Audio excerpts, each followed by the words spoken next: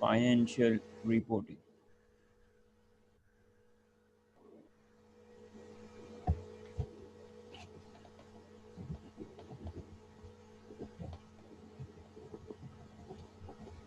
So first of all, let me give you an introduction regarding the syllabus which we are going to cover in this paper. And most of you guys have already uh, covered the basics of this financial reporting paper in your F3 or in introduction to accounting paper. So first of all, I'm going to introduce basic few topics which will be covered in this paper, and after that we will cover the paper pattern and so on. So I'm going to give you an introduction of the syllabus first of all.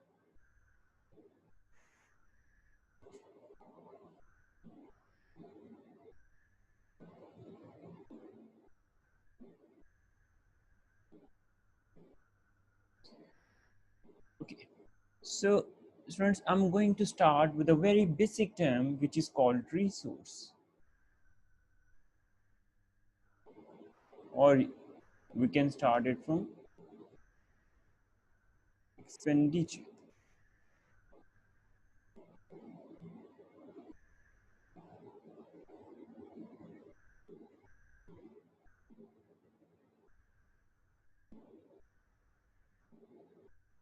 Students, what is expenditure? Expenditures are your outflows of your money. So any outflow of money is called expenditure. So there are two types of expenditures. One is revenue expenditure. You're all familiar with this term. There are two types of expenditures. One is called revenue expenditure, and second one is called capital expenditure.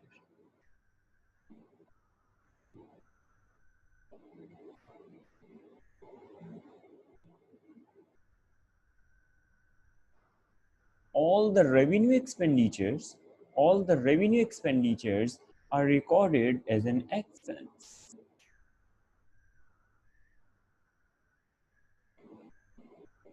and all the capital expenditures are recorded as an asset.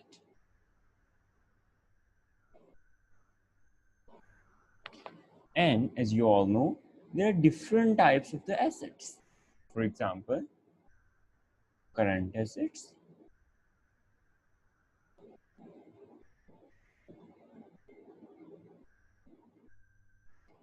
and non-current assets.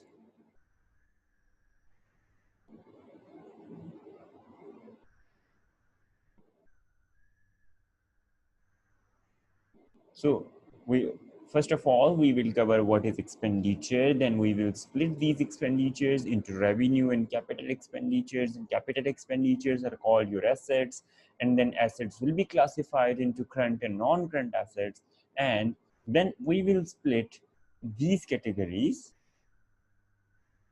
After that, we will cover the current assets in detail. For example, there are different types of current assets. One is inventory. We will cover the topic of inventory, and after that we will cover financial instruments as well, just like receivables. Financial instruments. So financial instruments contains financial assets as well as financial liabilities, and apart from financial assets and financial liabilities, financial instruments also contains equity instrument as well. So anyways, we will cover current assets in the topic of financial instruments as well. After that, we will move towards non-current assets.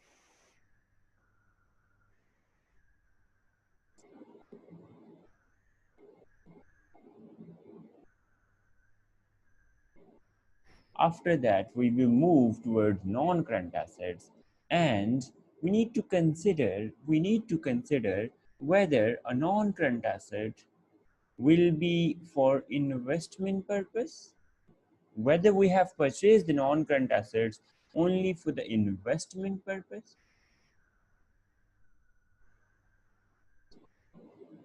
or we have purchased the non-current asset for business use. So these are two different types. These are two different categories of the non-current assets: business use non-current assets and investment purpose non-current assets.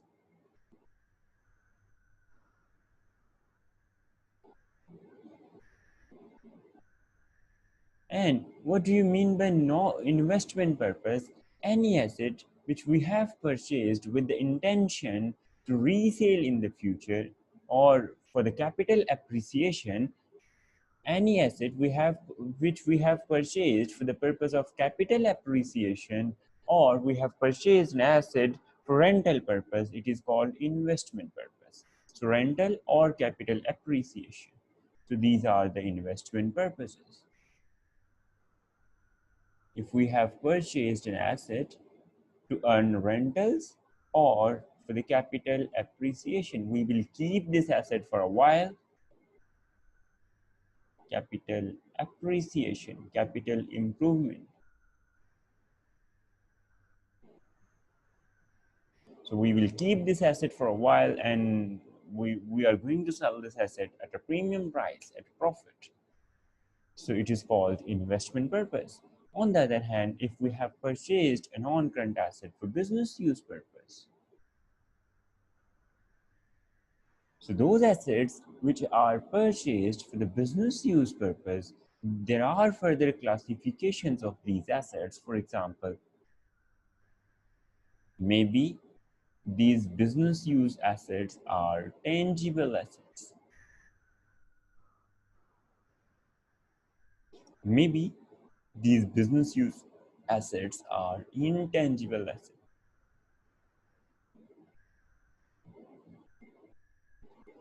Tangible business use non-current assets are called property, plant, and equipment.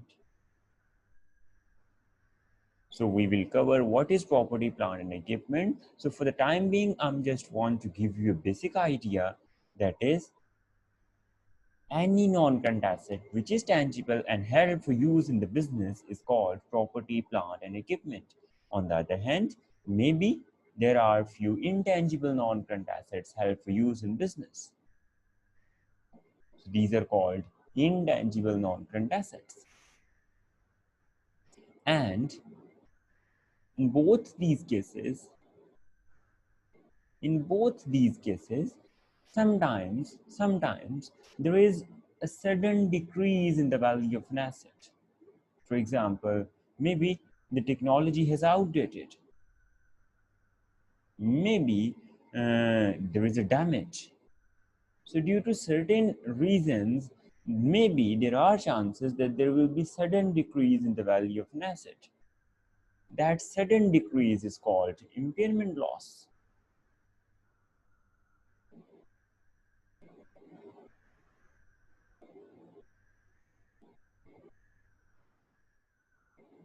So we are going to cover all these topics in our F7 or financial reporting syllabus. So impairment loss, we are going to cover the impairment loss. What is impairment loss? What is the definition of impairment loss? But for the time being, what is impairment loss? Sudden decrease in the value of an asset is called impairment loss. After that, we will move towards liability section.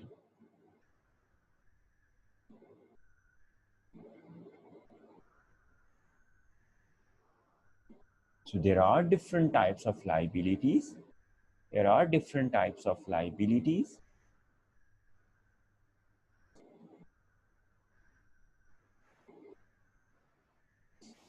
In current, there may be current liabilities, maybe non-current liabilities. There may be provisions.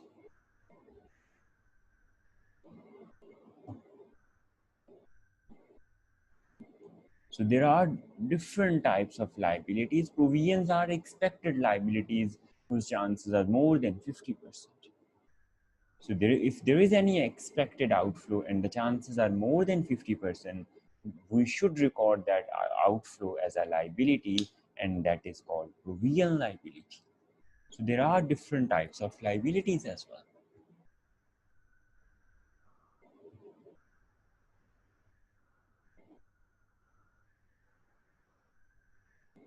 And the last section is equity section. Liability towards shareholders. So anything which we need to owe to shareholders is called equity section, and we will cover the equity section in financial instruments and other topics as well. After that, we will cover incomes. And after covering all these items, we will have final accounts or final financial statements. Because these are the basic components to prepare the financial statements.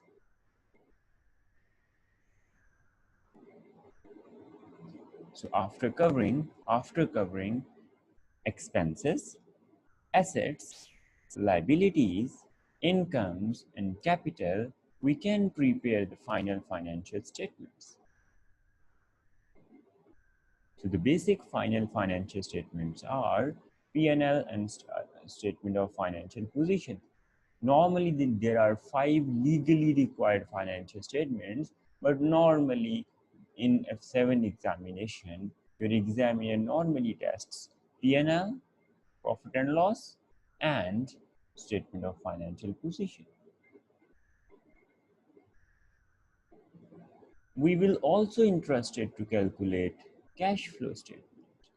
Companies are interested to calculate the cash inflows and cash outflows during the year.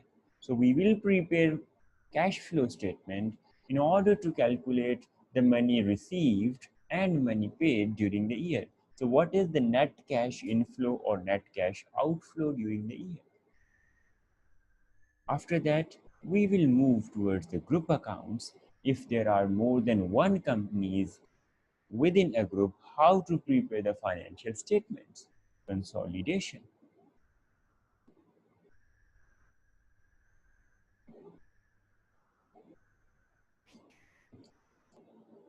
We will move towards the consolidation, also called group accounts.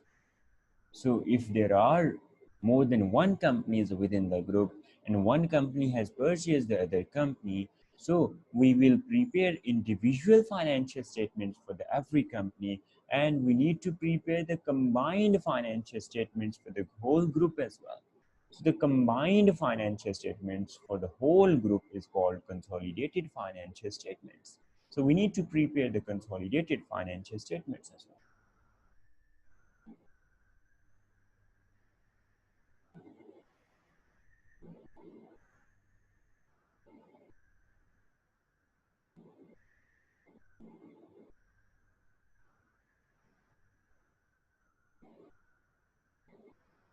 And after that, we will cover a chapter of interpretation.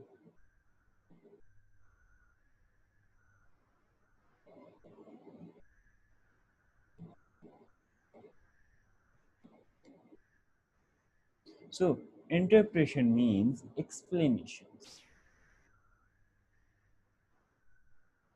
So we will explain the financial statements with the help of different tools, maybe ratio analysis, maybe due to different comparisons.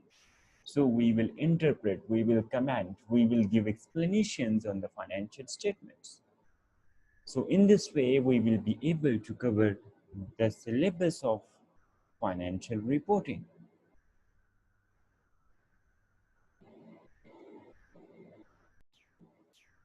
So we will use smart notes for the syllabus coverage, and apart from smart notes, you guys will be using Kaplan book as well. So book reading is very important for this paper. Book reading is very important for this paper. Our smart notes are very concise and comprehensive.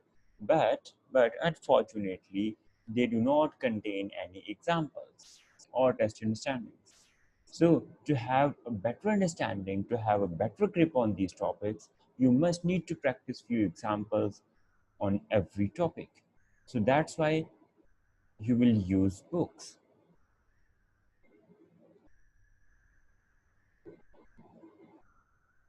So for example, this is the contents of your syllabus. Introduction to published accounts. Introduction to published account means financial statements. So first of all, there will be an introduction about basic financial statements. For example, what are the elements, what are the components which P&L will contain, what are the components which statement of financial position will cover. So after that, we will start from chapter number 2. We will start our syllabus, our lectures from chapter number 2. So, tangible non-current assets means property, plant, and equipment. IAS 16. You're already familiar with the standard, IAS 16. So, first of all, we will cover chapter number 2. We will cover tangible non-current assets held for use in business. After that, we will move towards intangible non-current assets. And after that, we will cover impairment losses as well, how to deal with the sudden decrease in value of an asset. Then non-current assets held for sale. Non-current assets held for sale means those assets which we have declared that we will not use these assets in our business, and we are going to sell these non-current assets. After that, we will cover framework, conceptual framework. What are the basic concepts? What are the fundamental concepts of the accounting? So these two chapters will cover conceptual frameworks and regulatory framework as well. There are a few other standards just like IS2, maybe provisions, and we will cover leases. Sometimes it's not possible to purchase a non-current asset straight away, so we will lease a non-current asset. So what are the accountings for lease agreements we will cover in this chapter. Financial assets and financial liabilities. This is new chapter. You have not covered this chapter in your earlier studies. Obviously, we are going to cover what is financial asset, what is financial liability, and what are the accounting implications. Foreign currency. If you have purchased or sold anything in the foreign currency other than pounds, then what are the accounting implications? How to calculate exchange gain or loss? After that, we will cover the incomes or revenue. If you are going to sell anything, how to record the revenue, when to record the revenue. If you are going to sell anything and you are offering discounts, how to record these discounts.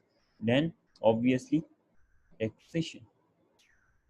Once you are able to calculate the profit or loss of the company, then obviously you need to calculate the tax as well. How to calculate the tax?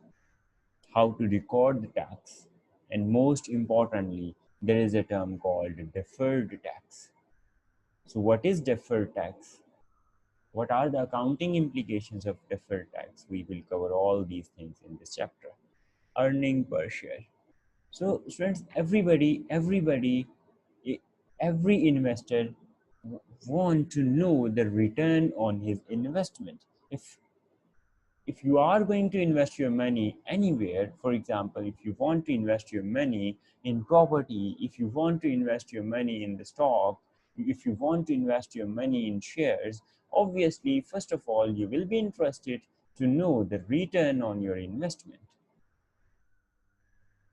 So, EPS means earning per share. So, this is a measure for the investors. So this measure will express the money which investors are earning on per share investment. After that, we will cover IS 37 and IS 10. Obviously, we will cover different provisions. I have already given basic introduction of the provisions. Provisions are basically expected liabilities. So any outflow whose chances are more than 50%, that is called provision. So we will cover the detailed implication of the provisions in this chapter. And after that, there are few chapters on the consolidation. Chapter number 16, 17, 18, 19, and 20. So we will cover group accounts in all these chapters. And at the end of our syllabus, we have two chapters regarding interpretation and cash flows.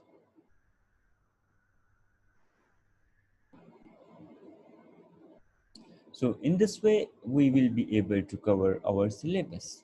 So these are the different topics which we will cover in financial reporting paper. So if we will move towards the paper pattern once again,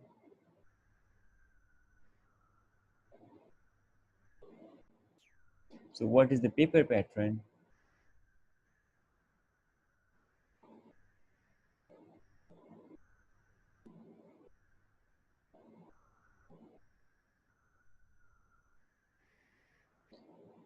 So since obviously your paper consists of 100 marks, you are going to attempt 100 marks paper, and there are three parts. In the part 1, there will be 15 MCQs.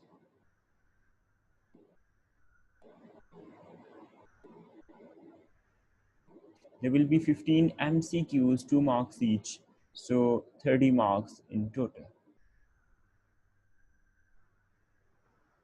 In the part B of your syllabus, students, you will be given 3 scenarios. And from every scenario, there will be 5 MCQs. So means 15 MCQs in total. 2 marks each, so once again section B will consist of 30 marks.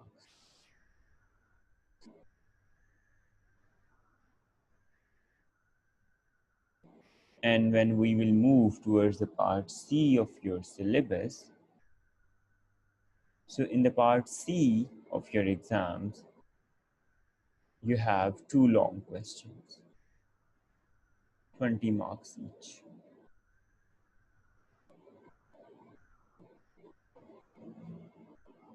So these questions will be on interpretation or final accounts, means P&L or statement of financial position, or on the consolidation.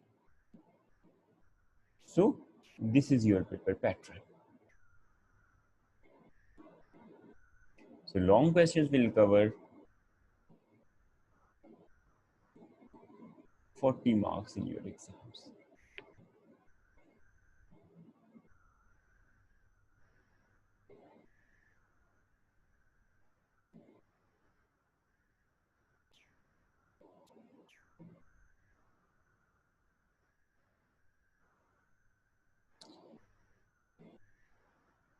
As far as syllabus coverage is concerned,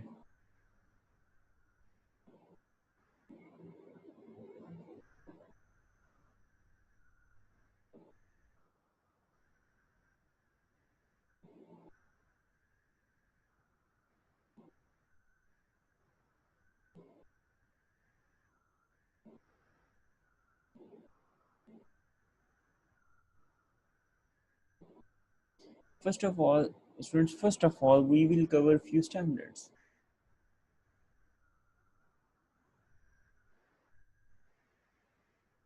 First of all,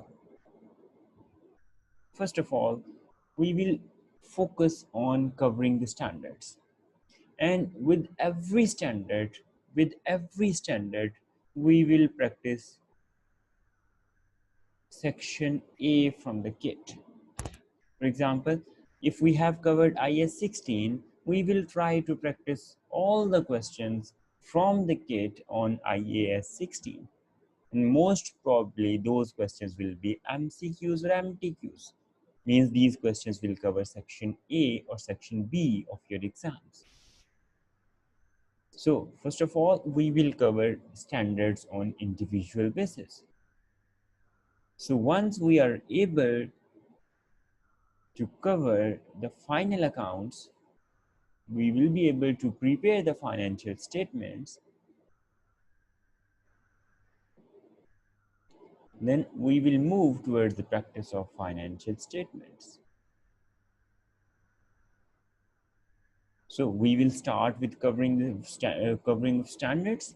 After that, we will cover few questions on financial statements, also called final accounts.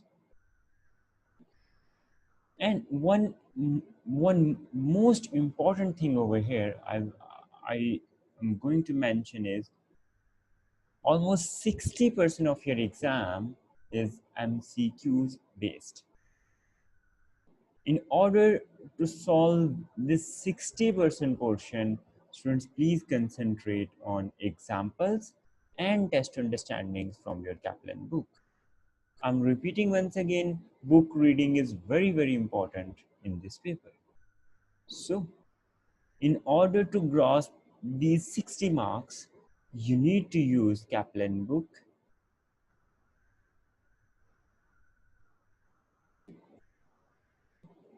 and you should practice examples and test your understandings from your Kaplan book. So after every class, in every class, we will try to cover a standard.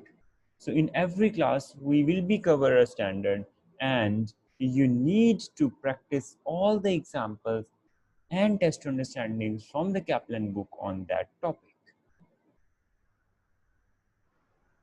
So this is very, very important. So first of all, we will cover different standards, and in the class, we will cover kit questions, while practice of examples and test understandings from your Kaplan book will be your assignment.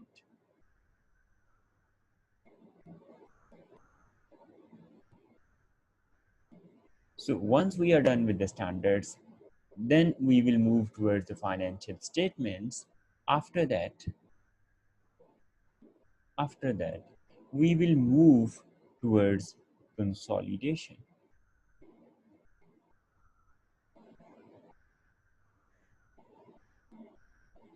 So we will cover group accounts, and obviously it will be a major portion of our syllabus. After that, we will move towards cash flow questions. And finally, we will cover interpretation.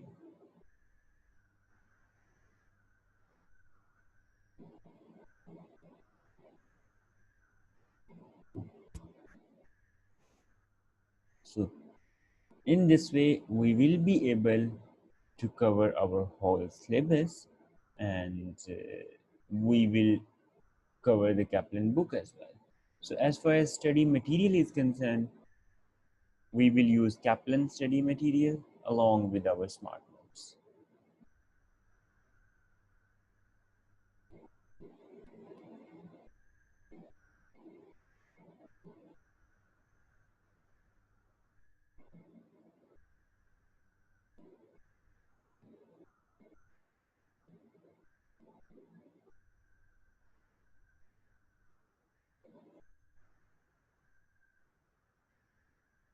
We will use Kaplan book,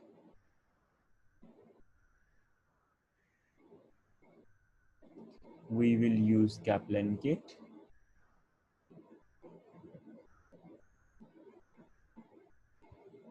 and we will use smart notes.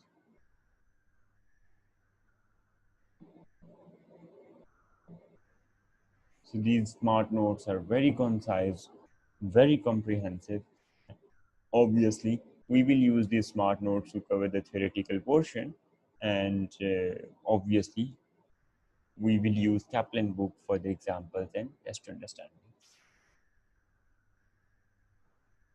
So that's all regarding the introduction of this paper.